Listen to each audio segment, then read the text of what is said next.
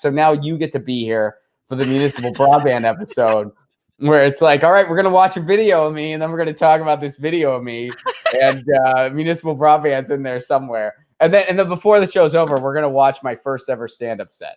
I'm just kidding. I'm just kidding. We're not doing that. Exciting. We're not. I don't even have that. I don't know where it is. I don't have my first stand-up set either.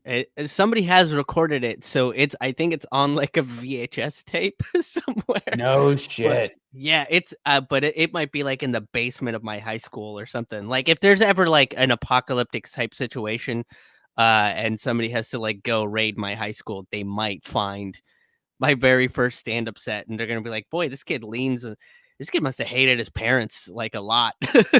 Why would it be at the high school? Like, did they do it on like AV equipment or something? Yeah, they wanted to record it because it was like a big talent show and no one had ever done something like that at the high school before. So they like recorded it. So there's just a video of this goofy fucking 16-year-old wearing a top hat and a polo shirt with jean shorts, thinking that was You wore shorts? I wore shorts on stage the first time. Yeah, man. Can't do that. And it's the only time I've ever gotten a standing ovation. They're like, "You're so brave. Good job." He did. He wore shorts on stage. This kid. Dude. Well, my first time was way worse. I was at a sold out show. And which that should totally be your first time ever doing stand-up in front of a sold out audience. Yep. And I'll never forget, man, Greg Morton was the headliner. So it was like a special event. Yeah. And it was at a one-nighter. It wasn't at a club, but it was like a one-nighter. And basically I called the booker and I made it out like I knew what I was doing. Like I was like, yeah, I've been doing this. I don't know why I lied, basically. But I was like, yeah, no, I've done stand-up. I'd like maybe tried it once before randomly and didn't know what I was doing. But I was like, yeah, no, I can do this. I'm pretty good. And so I get up there and just bomb royally. I mean, it was just, I didn't know what I was doing. It was like a sold out audience. I was like, I was really into Lewis Black at the time. Yeah. So like, it was just a very long rant where I was yelling, but I didn't have timing or punchlines that he did. I just had a rant and I just yelled it into the microphone, not realizing that like the audio was really shitty. I had no idea of like because like my only other experience was doing theater as a kid and playing in bands, which when you're playing in a band, you fucking hold the microphone up to your mouth and you sing. You know, you don't do that when you're doing stand-up. It's very different. I didn't know that.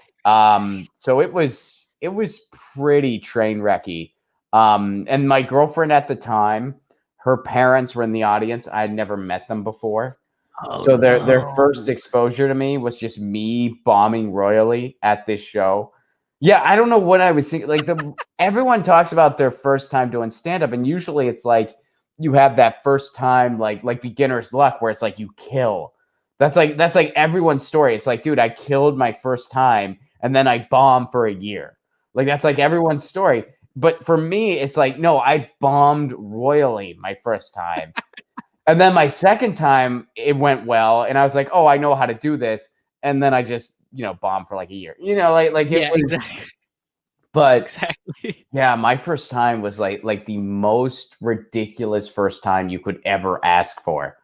You could like I don't know what I was like. It wasn't at an open mic. It was a sold out freaking audience that was there for a special event.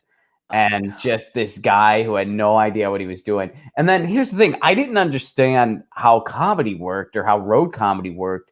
So I thought that the person who went up after me was just a grad student. Oh, you know what I mean? Because this was where I went to school. This was in Bloomington, Indiana. So I thought he was like just a student who did this. And I was like, he's really good. Why am I not as good as he is? And so he got off, and he was actually the feature act, which for everyone watching / listening, that means he's a professional comedian. I didn't know this. I didn't realize how any of it worked. And he got off stage, and I just go, hey, so what are you studying? And he goes, what the hell are you talking about? And I'm like, oh, like, are you a student? And he goes, no. And I'm like, oh, well, what do you do? And he goes, you just saw it.